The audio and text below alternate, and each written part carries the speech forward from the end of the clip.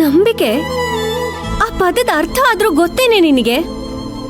ನಮ್ಮ ಹತ್ರ ಎಲ್ಲಾ ವಿಷಯನೂ ಮುಚ್ಚಿಟ್ಬಿಟ್ಟು ಇವಾಗ ನಮ್ಗೆ ನಂಬಿಕೆ ಬಗ್ಗೆ ಉಪದೇಶ ಮಾಡಕ್ ಬಂದಿದ್ಯಾ? ನಿನ್ಗೆ ಒಡೆ ಹುಟ್ಟಿದ ಅಕ್ಕನ್ಗಿಂತ ಆ ಸರ್ಸೋನೆ ಹೆಚ್ಚಾಗೋದ್ಲಾ? ಅಮ್ಮ, ಇವಳಿಗಂತೂ ಅರ್ಥ ಆಗಲ್ಲ. ನೀನಾದ್ರೂ ಹೇಳಮ್ಮ. ನಿನ್ ಜೊತೆ ಮಾತಾಡೋ ಮನಸ್ಥಿತಿಲಿ ಯಾರೂ ಇಲ್ಲ. ಇನ್ನೇನ್ ಮಾತು? ದಯವಿಟ್ಟು ಇಲ್ಲಿಂದ ಹೊರಟು ಹೋಗು.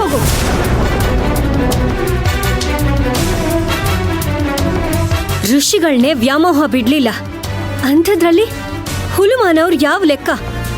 ನಿಮ್ಮಂತ ನಯ ವಂಚಕರನ್ನೆಲ್ಲ ನಂಬಿ ನಾವು ಮೋಸ ಹೋದ್ವಿ.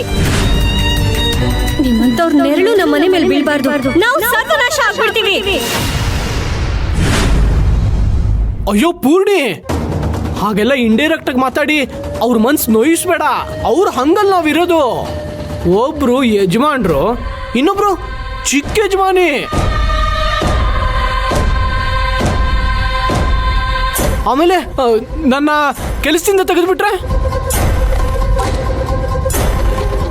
ಇವರು ರಾಜೀನಾಮೆ ಕೊಡೋದಂತೆ, ಅವರು ತಗೊಂಡಿರೋ ಥರ ನಾಟಕ ಮಾಡೋದಂತೆ.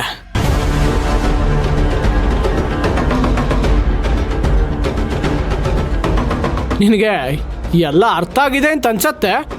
ಎಷ್ಟೇ ಇದ್ರು ಅವ್ರದಲ್ಲೇ ನಾವಿರೋದಲ್ವಾ?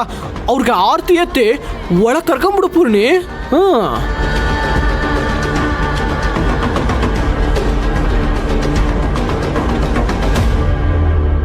ನಿಮ್ ವ್ಯಂಗ್ಯ ನನಗೆ ಅರ್ಥ ಆಗುತ್ತೆ, ಆದ್ರೆ ನನ್ನ ಫೀಲಿಂಗು ನಿಮ್ಗೆ ಅರ್ಥ ಆಗ್ತಾ ಇಲ್ಲ ಅಷ್ಟೇ. ಇನ್ನು ಏನೇ ಅರ್ಥ ಆಗ್ಬೇಕಾಗಿದೆ? ಕಣ್ಣೆದುರುಗಡೆನೆ ಎಷ್ಟು ದೊಡ್ಡ ರಾಮಾಯಣನೇ ನಡೆದು ಹೋಗಿದೆ. ಇನ್ನೂ ಏನಾದ್ರೂ ಉಳ್ದಿದ್ಯಾ? ನಿಂಗೇನಾದ್ರೂ ಅಮ್ಮ ಅಕ್ಕ ಅನ್ನೋ ಭಾವನೆ ಇದ್ದಿದ್ರೆ ನೀನ್ ಹೀಗ್ ನಡ್ಕೋತಿದ್ಯಾ?